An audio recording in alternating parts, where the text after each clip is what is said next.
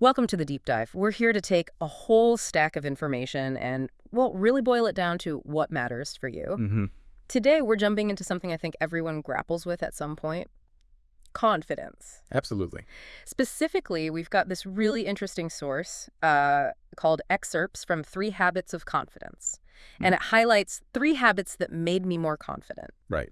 So our mission really is to dig into this core idea from the source, this concept that confidence isn't just, something you have, but maybe something you can build Actively build. Yeah. through specific habits. Exactly. Structured, actionable habits. Yeah. What does it even mean to break something like confidence down into just 3 steps? That seems simple. Well, that's the hook, isn't it? The pursuit of confidence is pretty universal. We all want it, For sure. whether it's for like a big presentation or just talking to someone new. Yeah. And the promise here, just 3 habits. Well, it suggests something focused, something you can actually do. Actionable. Like a roadmap. Precisely. Yeah. And I think that's why it resonates. It feels less overwhelming, maybe. Gives you a starting point. Okay, let's unpack this then. Let's dive into that first habit the source talks about: intentional small wins. Mm-hmm. What does the author really mean by small and intentional? Why is that combo so important for confidence? Well, the source really emphasizes momentum. It's about the consistency of the wins, not really how big they are. Okay, so size doesn't matter as much as just doing it regularly. Exactly. Small means something achievable. Could be, super simple, like finally clearing your desk. Ah, okay, I can manage that. Or, sending that email you've been putting off. Yeah. But intentional means you consciously recognize it as a win. You don't just brush it off. Ah, so you have to sort of give yourself credit. Yes. The author talks about it like rewiring your brain. Each little success gives you a bit of dopamine. Okay. And that reinforces the belief that, hey, I can do things. It slowly eats away at that self-doubt. Like reps at the gym, but for your confidence muscle.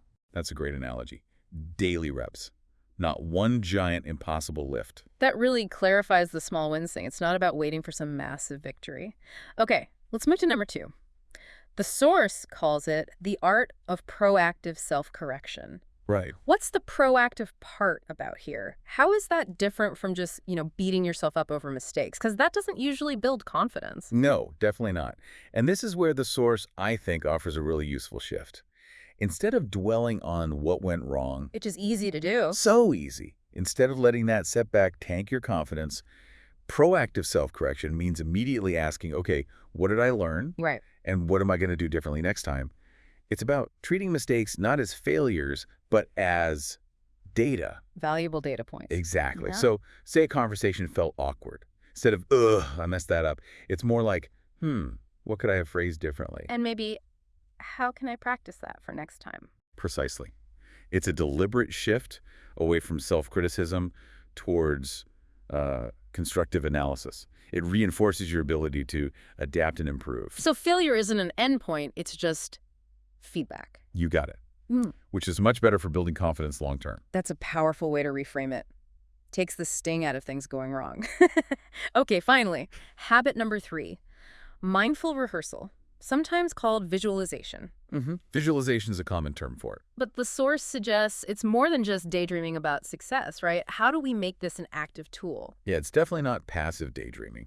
The source describes mindful rehearsal as vividly, really vividly, imagining yourself successfully handling a future challenge. So getting specific. Very specific. Engaging all your senses in that mental picture. Like if you have a tough meeting coming up, Okay. you don't just think about doing well. You actually see yourself speaking clearly.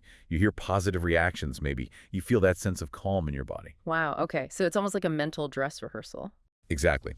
The author suggests this deep sensory pre-experiencing actually primes your nervous system. It builds those neural pathways for success. So when the real thing happens. Your brain feels like it's already sort of been there, done that successfully. It can reduce anxiety because the feeling of achieving the goal is already familiar. That makes a lot of sense. You're practicing success internally first. Okay. So, wrapping this up, what does this all mean for you listening? Our deep dive today focused on this really intriguing idea from the source: 3 habits that made me more confident. And the core concept is that confidence isn't fixed. It can be cultivated through these specific, quite actionable habits. Intentional small wins, Proactive a self-correction. mindful rehearsal. Right. 3 concrete things. And if we step back and look at the bigger picture here, it kind of raises an interesting question, doesn't it? What's that? What is it about framing confidence in terms of just 3 habits Mm. that makes it feel so doable, so accessible for personal growth? Like breaking it down makes it less scary. Maybe. And how might just trying out one of these principles actually start to shift how you approach challenges day to day? That's a great question to leave folks with something to think about. We really hope this deep dive encourages you to consider what specific actions or mindsets you could maybe integrate from these habits. Even starting small. Exactly. To build your own confidence, one intentional step at a time. Thanks for diving deep with us today.